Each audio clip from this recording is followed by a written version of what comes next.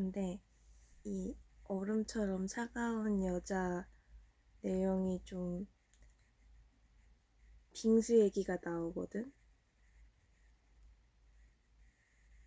근데 조금 그렇긴 한데 뭔가 나랑 상관없는데 빙수 얘기가 나와서 그런가 나도 빙수가 먹고 싶었어. 그래서 아까 전에 이거 당근 옷 사러 갔다가 오면서 빙수 사가지고 올까도 생각했었는데 까먹었어.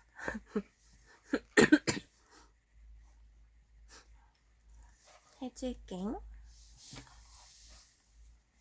일본에서는 일본의 그 국어 대사전을 펼쳐보면 100가지 이야기 밤 뭐 이렇게 해서 여러 명이 모여가지고 많은 등불을 켜놓은 다음에 각자 하나씩 그 등불을 끄면서 괴담을 하나씩 해나가다가 결국에 이 불이 다 이제 다 꺼지면 깜깜해지고 그러면 유령이 나타난다고 하는 그런 놀이가 있대. 에도 시대의 마을 사람들이 모여서 이렇게 등골 서늘한 이야기를 주고받으면서 더위를 쫓는 뭐 이런 유희를 종종 즐기곤 했었대.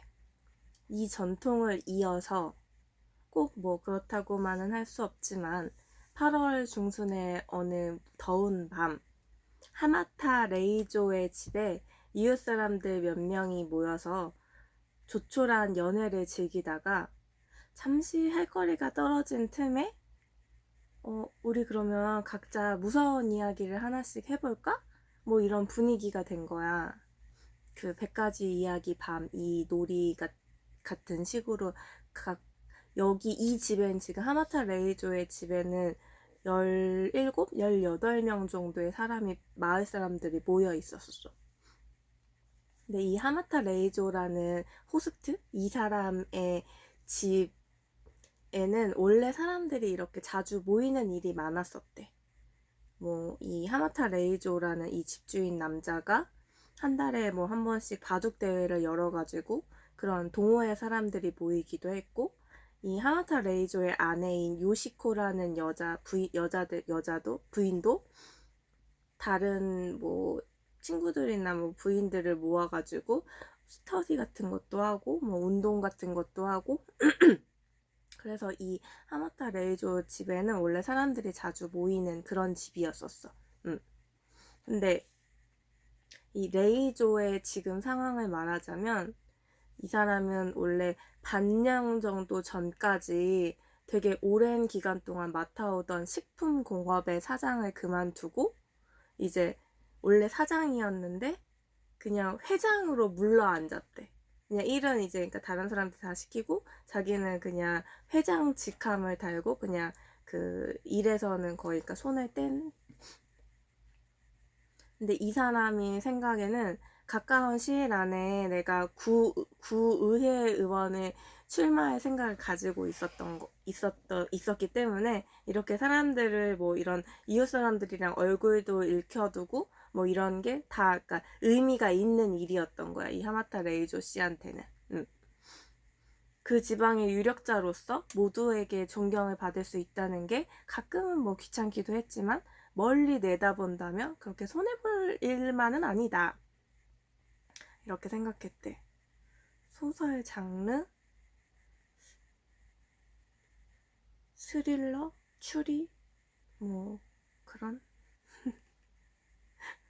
스릴러? 추리 뭐 하는 뭐 그런 장르? 그냥 들어.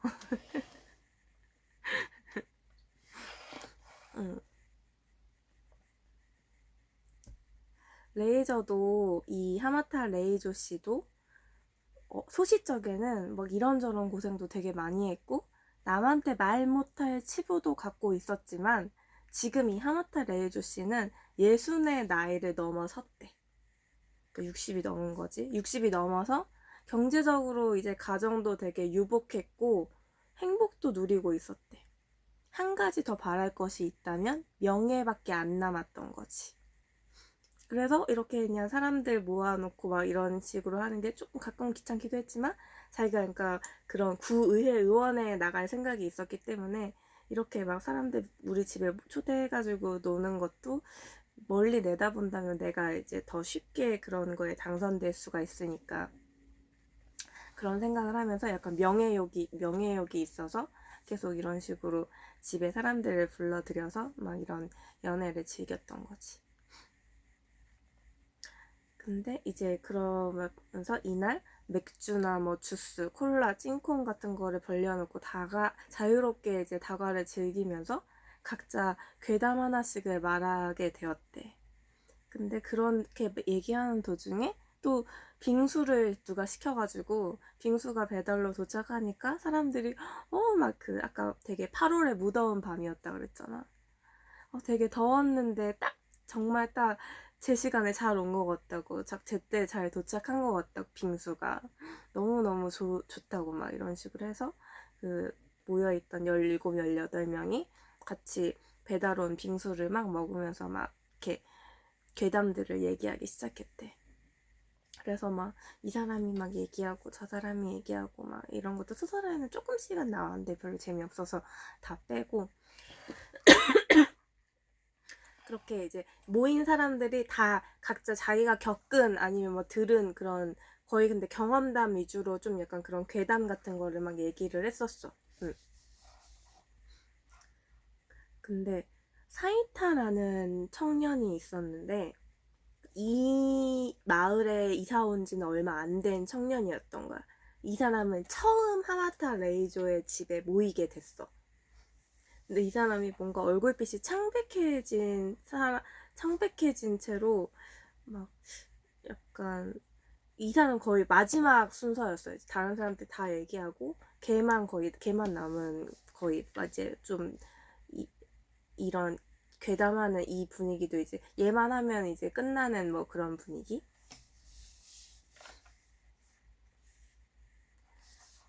이 하마 그 뭐지? 사이타라는 청년은 어업회사에 다니는 셀러리맨이래.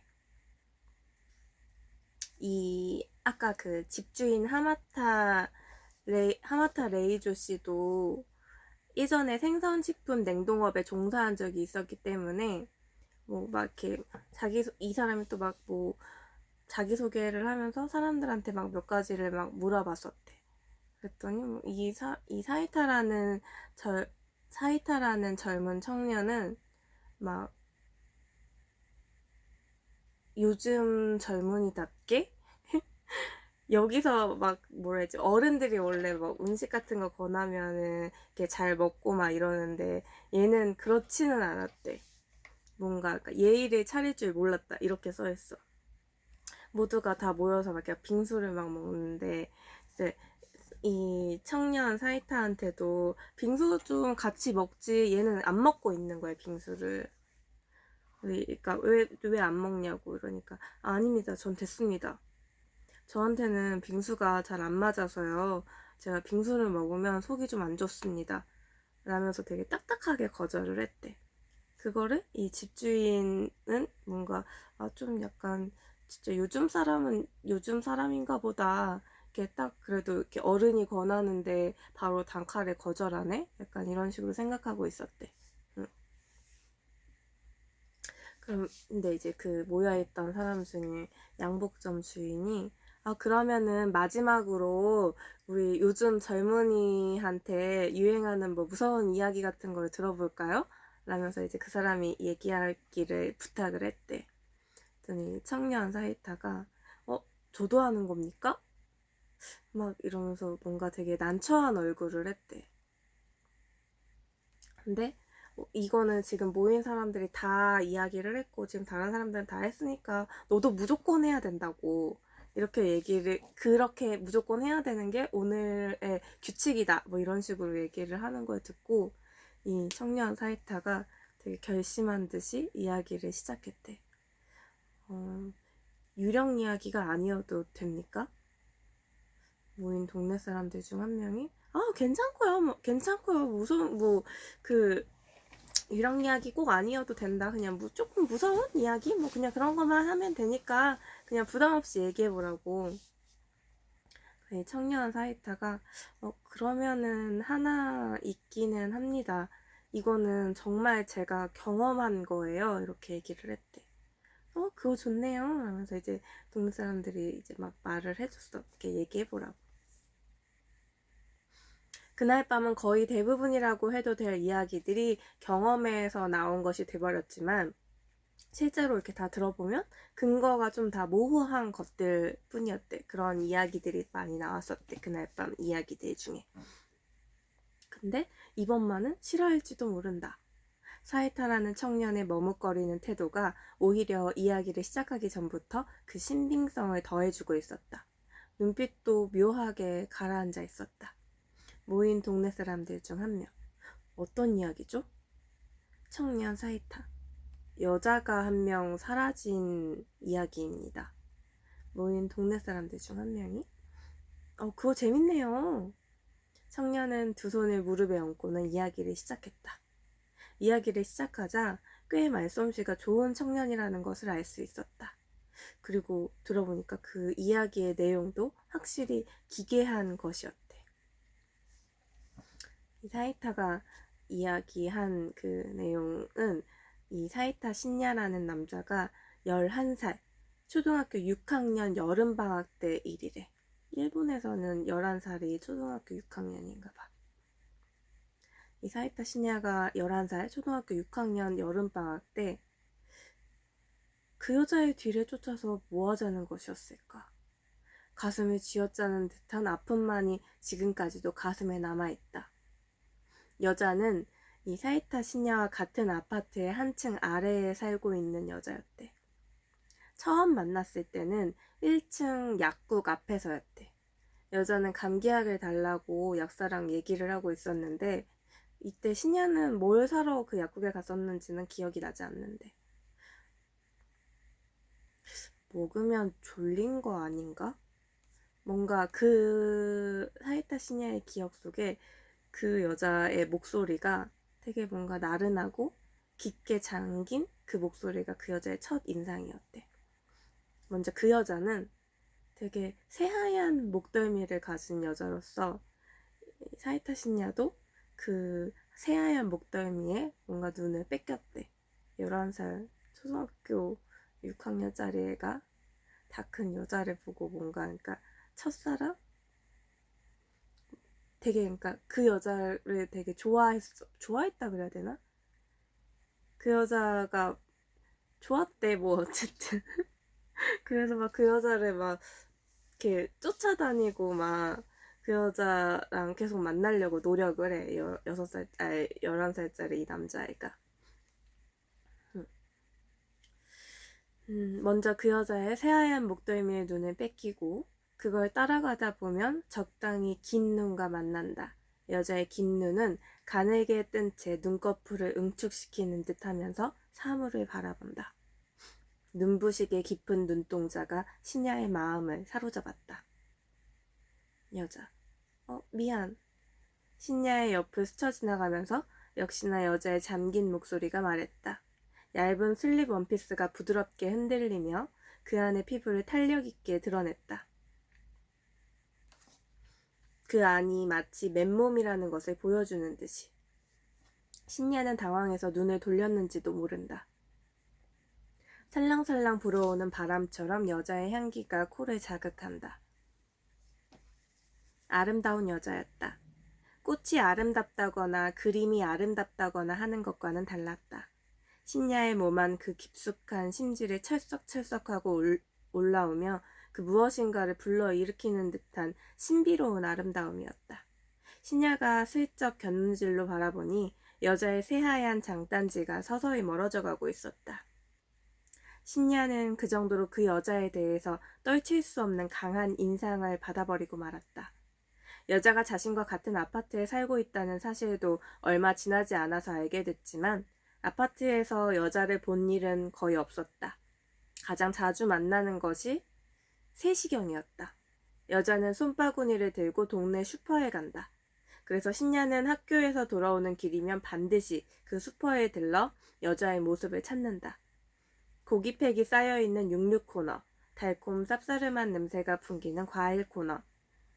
크고 작은 다양한 상자들이 쌓여있는 잡화 코너를 지나 출구 가까운 곳에는 거의 잡지밖에 없는 작은 서적 코너가 있었다. 여자는 그곳에서 패션 잡지를 선체로 읽는다. 중지를 볼에 대고 가볍게 고개를 숙이고. 신야는 식료품 코너에서 여자를 발견해도 아무것도 사지 않은 채로 그녀 옆에서 들어서기가 뭔가 창피해서 기둥 뒤에 살짝 숨어 얼굴만 내밀고 여자의 흔적만을 뒤쫓는다. 이윽고 여자의 모습이 사람들 사이를 지나 서적 코너에 닿는다.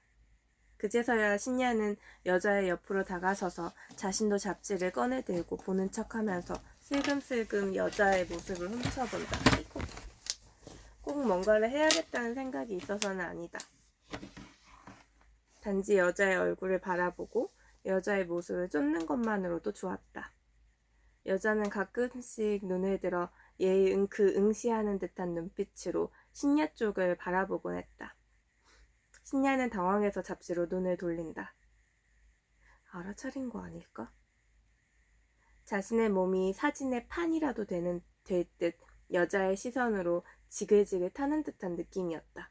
지금 생각해보면 여자의 시야에는 단지 남모르는 소년의 모습이 비치고 있었던 것 뿐이었을 텐데, 아무런 인상도 남지 않았을 텐데, 여자가 무엇을 하는 사람인지 신야는 그다지 신경 쓰지 않았다.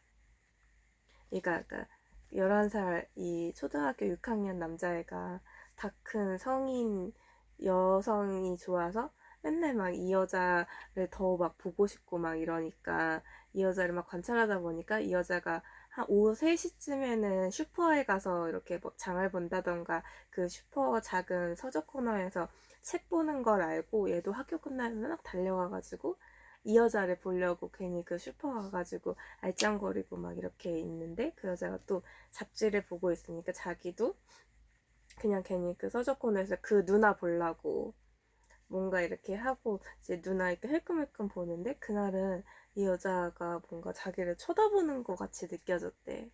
뭔가 그 여자가 자기를 쳐다보는 그 시선이 되게 뭔가 자기를 막 다 불태울 것처럼 막 되게 뚫어져라 자기를 봤다고 기억을 하는데 지금 이제 다 커서 생각해보니까 근데 자기는 그때 11살이었고 초등학교 6학년밖에 안 됐는데 그 누나가 그냥 봐봤자 그냥 뭔가 남 모르는 소년이 자꾸 자기 훔쳐보고 막 이러니까 그냥 이렇게 본 것 뿐이었을 텐데 그때는 막 그냥 막 되게 뭔가 자기한텐 되게 크게 그게 느껴졌었대.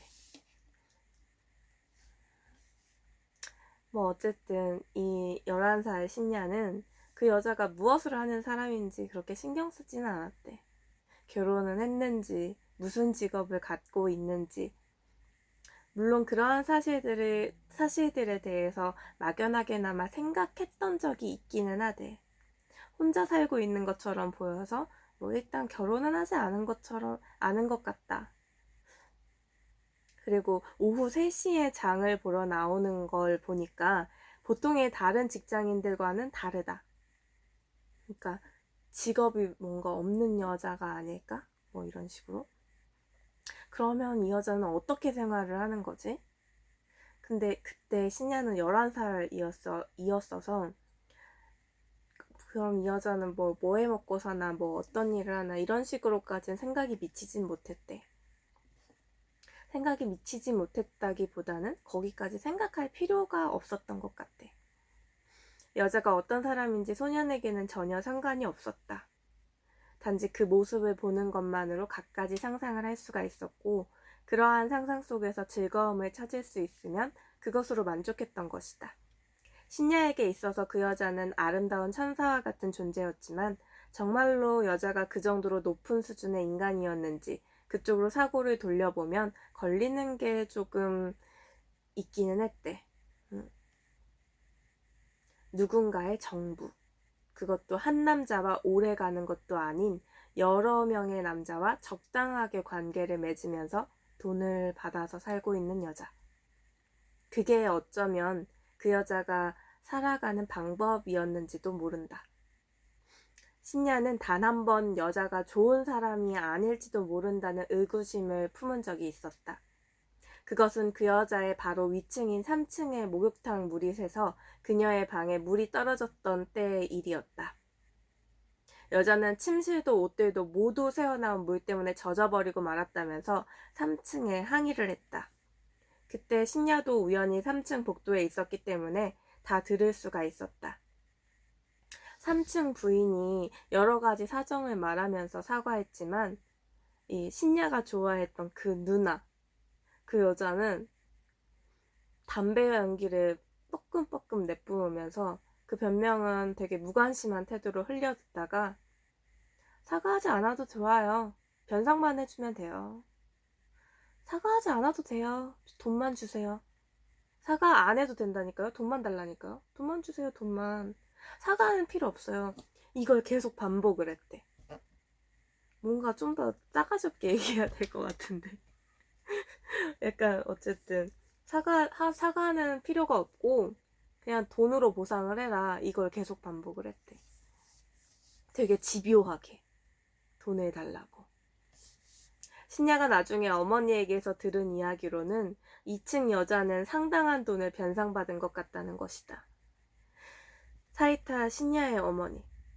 욕실 물이 샌다고 해서 아래층이 그렇게 물 난리가 없잖아. 자기가 일부러 물을 흘려보낸 건 아닌지 몰라.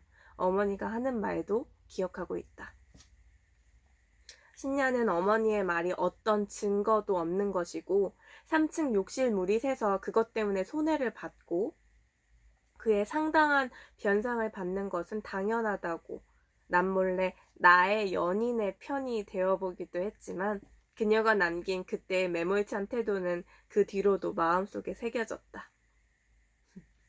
그러니까 이 6학년 11살짜리 사이타 신녀는 벌써 그 누나가 연인이었던 거지. 마음속에서. 맨날 그 누나 너무 예뻐가지고 맨날 누나 훔쳐보고 막 이러는데 누나는 천사야 약간 이렇게 생각했는데 어느 날 근데 그 누나가 막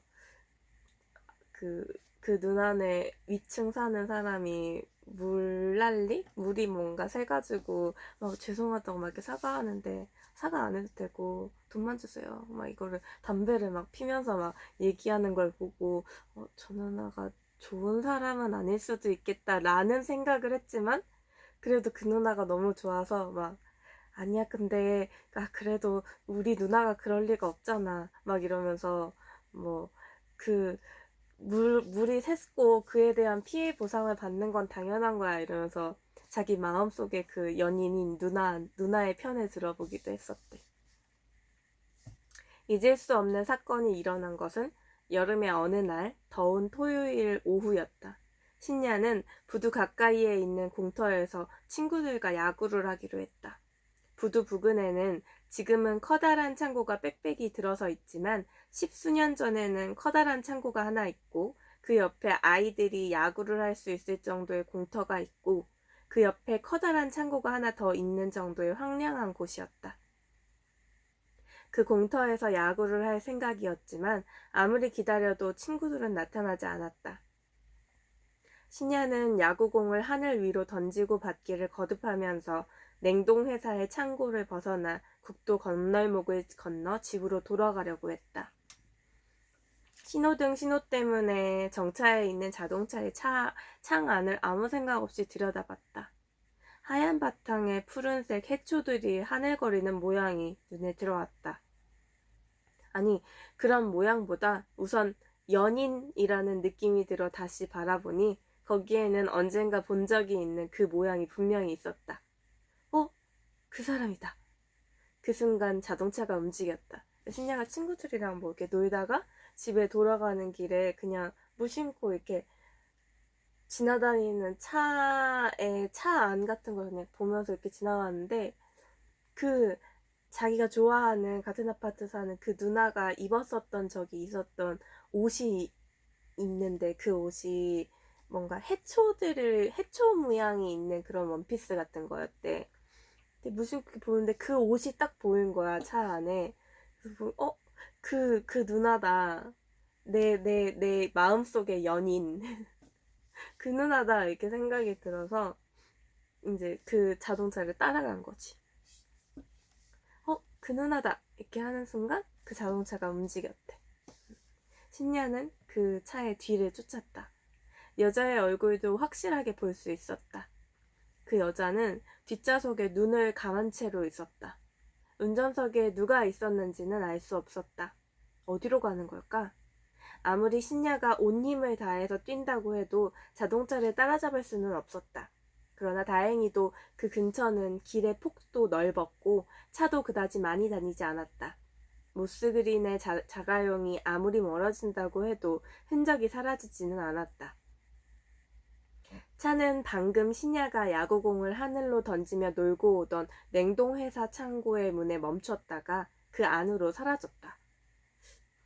신야는 헐떡이던 숨을 고르면서 철조망으로 다가섰다. 방금 들어간 차는 창고 안의 콘크리트 길을 지나 회색 창고의 작은 입구 옆에 서 있었다. 남자 하나가 차에서 내려서는 입구 앞에서 몸을 기울였다. 문을 열고 있을 테지? 창고의 문을 열어놓은 채로 남자는 다시 차로 돌아갔다. 잠시 모습이 보이지 않았지만 곧이어 나타났을 때에는 그 해조 모양을 어깨에 지탱하고 있었다. 두 사람은 살랑살랑 흔들리듯 걸어서 입구 안으로 사라져갔다. 뭘 하려는 걸까? 이 누나가 뭔가 술에 취한 사람인 것처럼 뭔가 약간 이렇게 힘들어 보이는?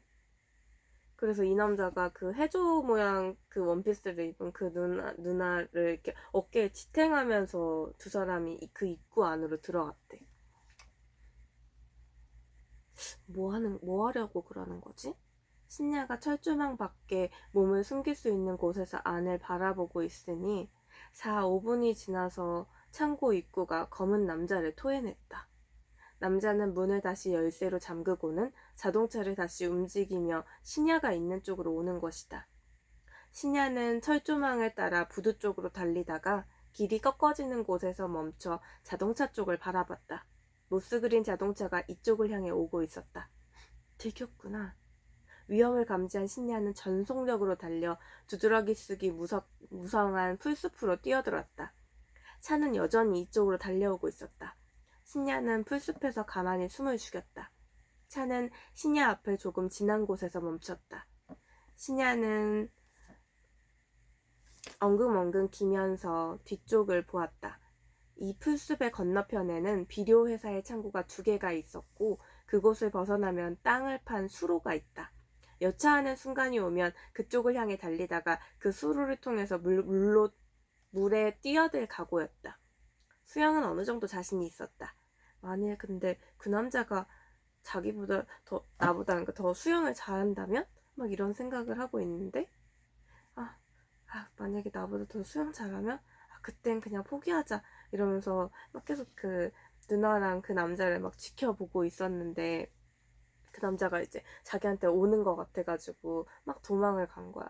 막 도망가면서 여기서 또 뭐 만약에 그 남자가 나를 잡으면 저기 뭐 물 있는 데로 뛰어 들어가야지. 난 그래도 수영 잘하니까. 근데 저 아저씨가 더 잘하면 어떡하지? 막 이런 생각을 했을 때. 근데 이거는 이 신야의 착각이었대.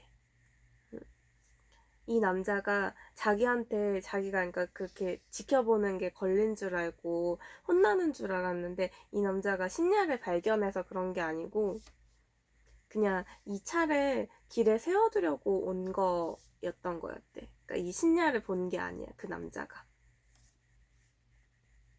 이렇게 생각하니까 또다시 어느 정도 용기가 솟았고 신야는 풀숲에서 일어나 남자의 뒤를 따라갔대. 그러니까 들킨 줄 알고 막 이렇게 도망갔는데 자세히 보니까 자기를 따라온 게 아니고 그냥 그 남자는 그냥 차를 길에 세워두려고 그냥 우연히 이렇게 온 거인 거를 이제 눈치를 채고 다시 그 남자를 쫓아가는 거야, 신야가.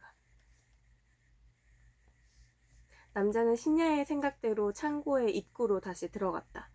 그리고 안에서 바깥쪽을 한번 휘 둘러보면서 안으로 사라져갔다. 흘끔흘끔 안을 들여다보고 있는 신야를 제외하고는 한낮의 공터에는 개 한 마리 없었다. 코스모스 하나가 마치 태양의 의지라도 하려는 듯이 열심히 위를 향해서 꽃을 피우고 있었다. 신야는 그 후로 3시간 정도 태양빛만 가득한 오후를 가만히 창고 문만을 바라보고 있어야 했다. 그때 익어버릴 것만 같은 더위와 가슴 아픈 초조함은 결코 잊혀지지 않았다. 그 창고는 이전에 그곳에서 근무하던 아저씨들과 캐치볼을 하고 딸기 빙수를 얻어먹었던 적이 있었기 때문에 내부 구조는 어느 정도 알고 있었다. 문을 열고 안으로 들어가면 10조 정도 되는 마룻바닥이 있다.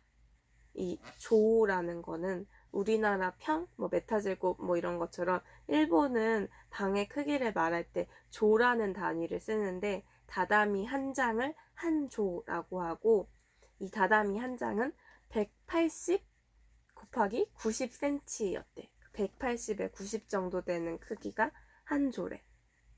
근데 어쨌든 이 신야가 이 창고 근처에서 막 잘 이렇게 친구들이랑 막 놀다가 그러면은 이 냉동회사 이 창고 아저씨들이 애들한테 야 너네 빙수 같이 먹자 약간 이렇게 해서 빙수를 막 해주시고 막 이래서 이 내부에까지 들어간 적이 있었는데 이 내부는 거의 한 그러니까 10조 180 곱하기 90 이게 거의 그러니까 10배인 거니까 이런 이제 좀 약간 꽤 그래도 넓은 창고인 것 같아. 그치?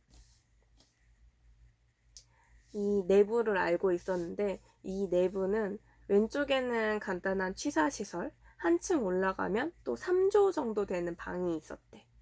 그 오른쪽에는 단단하고 튼튼한 문이 있었고 그 안엔 또 냉동실이 있었대. 문을 열면 하얀 냉기가 흘러나온다. 아저씨들이 막 이렇게 얘기하면서 저 냉동실 저 안에 만약에 사람이 들어가면 30분도 안 돼서 얼어 죽고 만다. 이런 식으로 얘기를 했던 게 기억이 났대. 두 사람은 창고 안에서 무엇을 하고 있는 것일까? 신냐는 그때 막 그런 생각도 했었대. 그냥 그때 11살, 초등학교 6학년밖에 안 됐지만 막 어른들이 하는 그런 거에 대해서 알고 있었대. 그래서 남녀 둘이 게다가 그 자기가 좋아하던 그 누나가 근데 뭔가 술에 취한 것처럼 그 남자가 거의 약간 지탱해가지고 그 창고 안으로 들어왔단 말이야. 그래서 어린 신녀는 그거 하려나 보다 약간 이런 식으로 생각을 했대. 그거 하는 건가? 약간 이런 식으로. 그래서 더 막 이렇게 훔쳐보고 싶어가지고 그랬대. 어쨌든 이 11살짜리 애가 생각했던 건 두 사람은 창고 안에서 뭘 하는 거지? 신냐는 남녀가 사랑을 나눈다는 것에 대해서 어느 정도는 구체적으로 알고 있었다. 그렇기 때문에 가장 먼저 떠오른 장면은 두 사람이 창고 안 3조의 방에서 음란하게 엉켜있는 장면이었다. 그렇게 생각해도 이상하게 질투의 마음은 생기지 않았다. 오히려 남자가 여자의 하얀 피부를 안고 있다는 사실보다 여자의 음란한 모습을 현실 속의 것으로 상상할 수 있게 되었다. 소녀는 그 흥분에 몸을 맡겼다. 단 남자가 여자를 다정하고 세심하게 다루고 있을지 그 점이 걱정이었다. 커다란 코끼리 같은 창고는 채광용 들창이 높은 곳에 작게 2개 걸려있을 뿐이었다. 안은 살풍경하고 어두컴컴할 것이다. 어린아이의 생각으로도 그곳이 남녀가 사랑을 나누기에 적당한 장소는 아니라는 것은 짐작이 갔다. 게다가 바로 옆에는 30분도 안 돼서 얼어 죽어버리는 그런 냉동실이 있다. 여자는 흔들거리는 듯한 발걸음으로 안으로 들어갔지만 혹시 수면제라도 먹고 잠들어 있었던 것은 아닐까? 몇 번인가 창고 옆에 가볼까도 생각해봤다. 그러나 언제 남자가 안에서 나올지 알 수 없다. 아까 도망치면서 경험했던 두려움이 아직 가슴 깊이에 남아있다. 이 철조망 안에서 쫓기게 되면 도망칠 수도 없다. 시간이 지날수록 여자가 안에서 살해당한 것은 아닐까 하는 생각이 짙어져 갔다. 만약 그렇다면 어떻게든 도와주지 않으면 안 되는데. 누군가 어른의 모습이라도 보인다면 말하자. 그렇지 않으면 110번. 우리나라 112처럼 일본은 110번이 그 우리나라 112 같은 경찰 긴급 번호래. 그러나 공중전화는 근처에 없다. 그렇게 생각하고 있을 때 죽음 같은 한여름의 풍경이 약간 변화를 일으키며 커다란 코끼리가 남자를 밖으로 뱉어냈다. 남자는 다시 문을 잠그고 주위를 둘러본 후 빠른 걸음으로 이쪽으로 걸어왔다. 신녀는 길이 꺾이는 곳까지 급하게 도망쳤다가 다시 천천히 되돌아왔다. 부두 쪽에서 마을로 놀러가는 양으로 남자는 철조망 밖의 거리를 땀을 닦으면서 걸어오고 있었다. 자동차로 돌아가려는 듯. 스쳐 지나갈 때 남자가 신문지에 둘둘 말아서 겨드랑이에 끼고 있던 물건의 내용물이 보였다. 하얀 바탕에 푸른빛을 띤 해조 모양. 땀을 닦고 있는 천은 하얀 장갑이었다. 남자가 자동차로 그곳을 떠난 후에도 신녀는 여전히 철조망 쪽에 서서 창고를 바라보고만 있었다. 머릿속에 떠오르는 것은 불길한 상상뿐이었다. 두 사람이 창고 안으로 사라지고 한 사람만 나왔다. 그 한 사람이 해조 모양의 옷을 안고 있다는 것은 안에 있는 여자는 나체라는 것이 된다. 게다가 그 창고에는 냉동실이 있다. 남자가 이 더위에 장갑을 들고 있다는 것도 이상했다. 신녀는 각오한 듯이 철조망을 넘어 안으로 들어갔다. 누군가가 캐묻는다면 사실 그대로를 이야기하면 된다. 오히려 그런 사실을 캐묻는 어른이라도 나타나면 고마울 지경이었다. 창고에 다가가 잠긴 문을 열려고 해보았지만 꿈쩍도 하지 않는다. 커다란 자물쇠가 걸린 채 움직일 생각도 하지 않는다. 누나! 누나! 소리를 쳐봤지만 대답은 없었다. 모터 돌아가는 소리만 물이 흐르는 소리? 이런 것만 들려올 뿐이었대. 창고 주위를 한 바퀴 삥 돌아 여기저기 벽을 두드려봤다. 콘크리트의 열기와 꺼끌꺼끌한 감촉만이 손안에서 느껴졌다. 두 개의 높이 달린 창에는 두꺼운 쇠창살이 달려있어서 그곳으로 출입할 수 없다는 사실은 바로 알 수 있었다.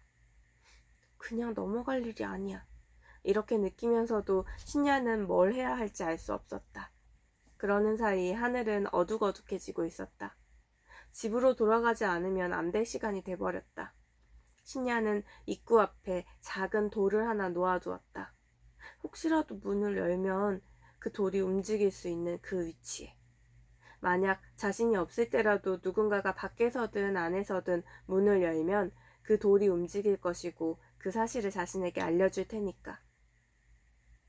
다음날이 일요일이었대. 다음날 그 일요일 신녀는 아침을 먹자마자 그 창고로 달려갔어.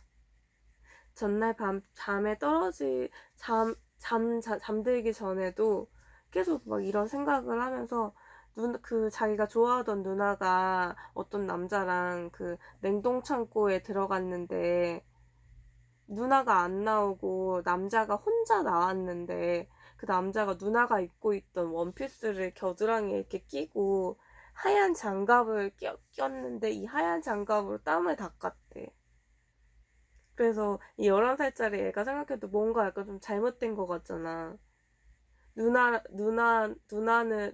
그 창고 안으로 그 남자랑 들어갈 땐 또 누나는 약간 술 취한 것처럼 무슨 약에 취한 사람처럼 그런 걸음걸이로 갔는데 누나는 안 나오고 같이 들어갔던 그 남자 혼자 나오는데 누나의 원피스를 가지고 누나는 없이 나와서 막 너무 걱정이 돼가지고 이 남자는 그러니까 사라지고 나서 막 누나 막 이러면서 그 창고를 막 이렇게 막 두드리면서 했는데 아무 소리도 안 나고 누나는 계속 안 나오고 그래서 너무 걱정이 돼서 그냥 혹시 그 창고에서 누가 나오거나 아니면 누가 다시 들어오거나 그걸 알 수 있게 하려고 자기가 조그만 돌 같은 걸 그 문에다가 대어놨는데 그 돌이 다음날 가보니까 그냥 그대로 있더래.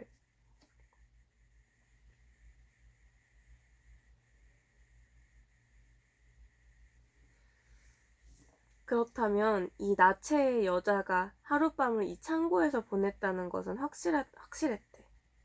신녀는 어제랑 같이 소리를 질러서 그 누나를 불러봤어.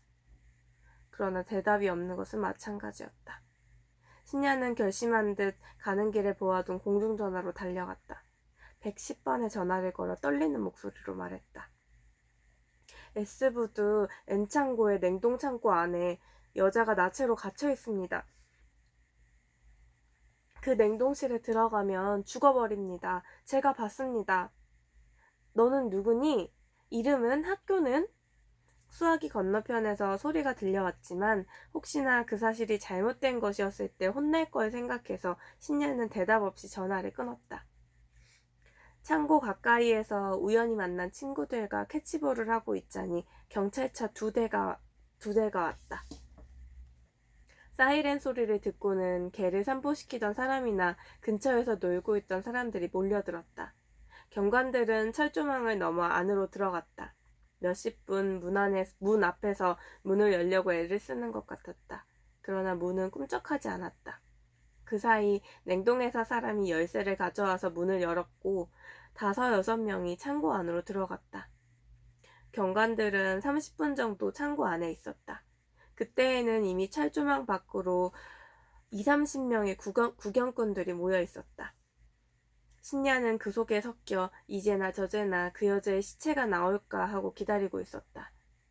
그러나 결국 처음 들어갔던 사람의 수만큼만 다시 나왔다. 어린아이의 장난인 것 같아. 구석구석 살펴봤는데. 경관 한 사람이 경찰차에 남아있던 동료에게 그렇게 말하는 것이 들렸다.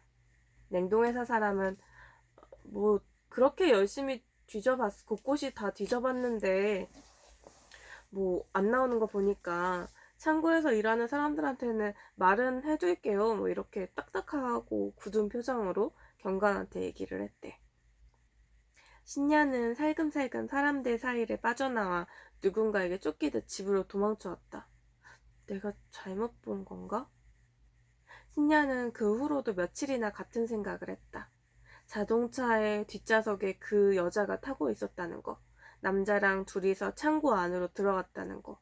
그리고 남자가 한번 나왔다가 다시 되돌아간 뒤 3시간 정도 후에 혼자서 나왔다는 거. 그건 절대로 틀림이 없는 사실이었다. 신녀가 창고의 문에서 눈을 뗀 것은 남자가 자동차를 창고 뒷길에 놓아두기 위해서 왔을 때뿐이었다. 시간으로 따지면 단 4, 5분 정도? 남자는 그 전에 창고의 문을 잠가두었고 그게 혹시 불완전했다고 해도 여자가 높은 철조망을 타고 밖으로 도망치는 것은 불가능했다.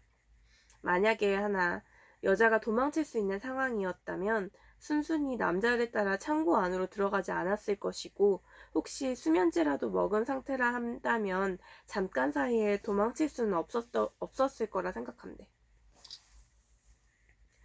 그래서 이제 어린 신녀는 생각하기에 분명히 진짜 그 누나가 그 창고 안에 들어가서 그 남자 혼자 나왔고 그 남자가 그 누나의 옷을 가지고 나왔으면 그 누나는 안에 나체로 있어야 하는 건데 누나가 나온 적은 없고 그래서 신녀는 생각에 이 누나가 혹시 이 안에서 죽은 건 아닐까? 그러니까 저 남자가 이 누나를 죽인 건 아닐까? 그렇게 생각을 했대.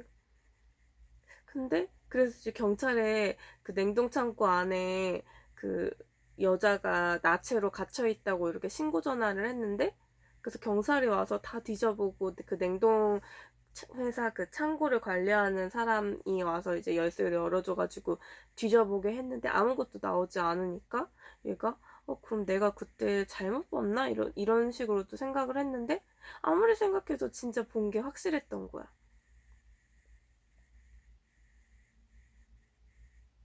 그래서 이 어린 신녀는 그때는 이제 막 그런 식으로 생각을 했대.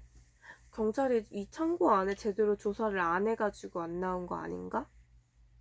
그럴 가능성은 거의 없었지만 혹시라도 만약에 그랬다면 언젠가 나중에라도 이 창고에서 시체가 나올 수도 있는 거라고 생각을 했대. 신녀는 사건이 일어난 뒤에도 바짝 긴장하고 있었지만 시간이 흘러도 아무런 소식도 들려오지 않았다. 한편 열흘 정도 흐른 뒤에 신녀는 어머니에게 아파트 2층 여자가 증발해버린 것 같다는 이야기를 듣고 뒤통수를 맞은 듯한 기분이었대. 역시 그 사람은 그날 창고 안에서 사라져버린 거다. 사이타 신야의 이런 긴 이야기가 끝나고 맥주 한 잔을 비웠어. 양복점 주인이 맥주를 따르면서 밀실에서의 증발입니까? 그게 사실이라면 좀 재밌지만 역시 어린아이가 경험한 거기 때문에 왠지 잘못 봤을 것 같은데요? 라고 말을 했대. 근데 사이타가 진지한 표정으로 고개를 저으며 그럴 리가 없습니다. 저는 그 뒤에도 몇 번이나 다시 생각해봤습니다. 타 들어버릴 듯한 더위 속의 공터에서 그렇게 몇 시간이고 가만히 바라보고 있을 수 있었던 것도 그게 어린아이였기 때문입니다. 저는 그 여자가 걱정이 돼서, 정말 걱정이 돼서 꿈속에서까지 봤으니까요. 현실적으로도 그날을 경계로 여자는 사라져버렸고, 양복점 주인. 그러면 어떻게 창고에서 그 여자가 사라진 걸까요? 사이타 신야. 저도 꽤 오랜 시간 동안 그 이유를 알 수 없었습니다. 아무리 생각해봐도 이상할 뿐이었습니다. 하지만 그게 최근에 와서야 겨우 알게 됐습니다. 양복점 주인. 정말이요? 일동 귀를 쫑긋 세웠다. 사이타 신야. 이상한 인연으로 저도 어업회사에 취직하게 돼서 그와 닮은 냉동창고에 출입을 하게 되었습니다. 현장에 있는 사람들에게 생각할 수도 없는 얘기를 듣고 말았습니다. 냉동실 안은 보통 영하 4, 5도 정도이지만 대부분 그 한쪽에 초냉동고가 있어서 이곳은 영하 30도 정도까지 내려간다고 합니다. 그렇게 되면 참치 같은 것도 딱딱하게 얼어버려서 톱날로 쓱싹쓱싹 얼음처럼 자를 수도 있고 쇠망치로 두드리면 쩍하고 갈라지기도 합니다. 이걸 빙수기에 돌려 쓱쓱 갈아서 얼음가루를 만들어 하수관을 통해서 흘려보낼 수도 있습니다. 여자가 사라진 창고에 초냉동고가 있었다는 사실은 조사해봤습니다. 어린아이였던 제가 거기에서 딸기 빙수를 얻어먹었던 것도 얘기했었죠. 당연히 얼음을 가는 기계도 있었을 것입니다. 이제 알겠죠? 제가 빙수를 먹지 않는다고 말한 건 얼어버린 그 여자가 쓱쓱 빙수가 돼서. 잠시 침묵이 이어진 뒤에 보험 외판원이 물었다. 만약에 그렇다고 한다면 누가 그 여자를 살해한 거죠? 사이타 신야. 그건 알 수 없습니다. 살인을 저지른 남자는 냉동회사와 관계를 가지고 있는 사람이었을 겁니다. 그 창고에 열쇠를 갖고 있기도 했고 냉동 기술도 알고 있었으니까요. 지금 생각해보면 여자는 아름답긴 했지만 자기에게 편리한 대로 관계한 남자들에게 상당히 무리한 요구를 할 수 있는 여자였고, 예를 들자면 터무니없는 금액을 요구하면서 주지 않으면 부인에게 비밀을 발설하겠다고 한다거나. 이미 시간은 10시를 넘기고 있었다. 사이타 청년의 그로테스크한 이야기가 끝났을 때 그제야 그 모임이 열린 듯 그런 분위기가 흘렀다. 그러나 사이타는 마치 헤엄치듯 손을 흔들며 그것을 멈췄다. 신야. 아직 무서운 이야기는 남아있습니다. 사람들. 아직도 있습니까? 신야. 네. 여자를 빙수로 만든 남자는 철조망 옆에 거리에 서서 조금 웃는 듯한 표정으로 걸어갔습니다. 상당히 오래전의 일입니다만 저는 그 살짝 이를 드러내며 웃는 얼굴을 지금도 똑똑히 기억하고 있습니다. 이제는 시효도 지나버렸고 증거가 될 만한 것은 하나도 남아있지 않습니다. 그렇기 때문에 더욱이 그 남자는 지금도 평온하게 살아가고 있고 빙수 같은 것을 무심코 먹고 있을지도 모릅니다. 또 그것을 제가 볼 수 있을지도 모른다고 생각하면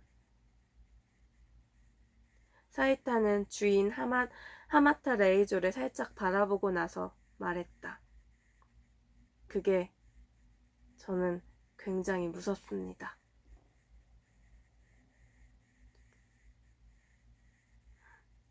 그러니까 그날 봤던 남자가 이 모임을 열었던 하마타 레이조 씨였던 거지.